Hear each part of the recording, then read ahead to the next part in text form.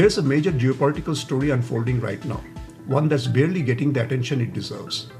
The United Arab Emirates has quietly exited OPEC, the Organization of Petroleum Exporting Countries. And this isn't just another bureaucratic reshuffle.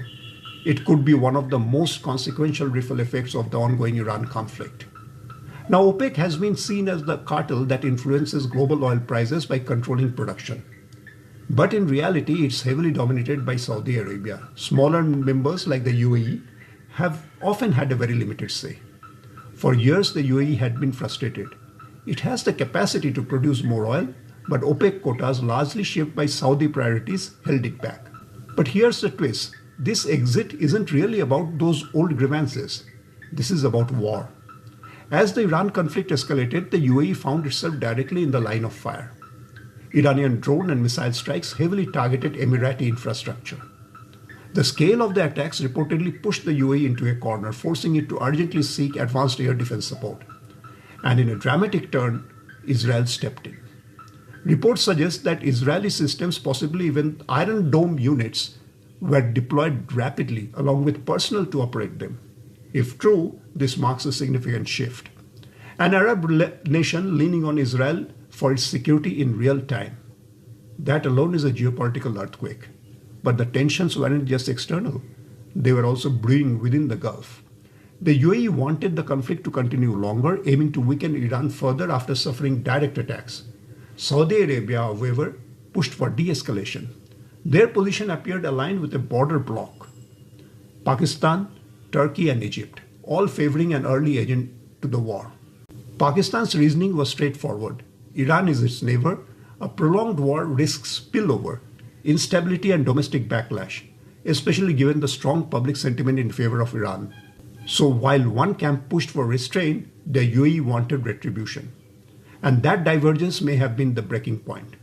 So what does this all mean for the world? First, we may be witnessing a realignment in the Middle East. The growing closeness between the UAE and Israel could fracture traditional Arab unity, especially on the Palestinian issue.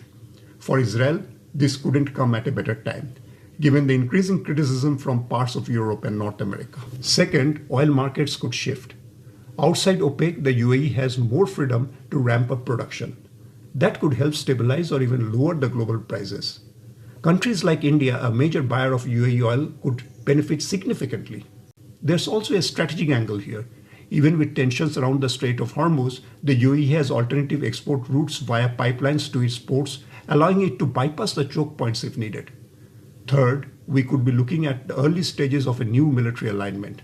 An Israel-UAE partnership now seems highly plausible. And when you factor in India's close ties with both the countries, the possibility of a broader strategic axis begins to emerge. Such a grouping would inevitably counterbalance another emerging bloc, Pakistan, Saudi Arabia, and Turkey. And finally, there's Yemen. With the UAE and Israel drawing closer, Israel may find a new regional partner in confronting Iran-backed Houthi forces. Put all of this together and a bigger picture starts to emerge. The Islamic world is no longer a unified geopolitical force. It's fragmenting into competing power centers with very different priorities. On one side, a potential Israel-UAE-India alignment. On the other, Pakistan-Saudi-Turkey axis. And at the center of this shifting landscape is the UAE, newly independent from OPEC, asserting its sovereignty and redefining its role on the global stage. The question now is this a temporary shift driven by the conflict or the beginning of a long-term realignment? Because if it is the latter, we may be witnessing the birth of an entirely new geopolitical order.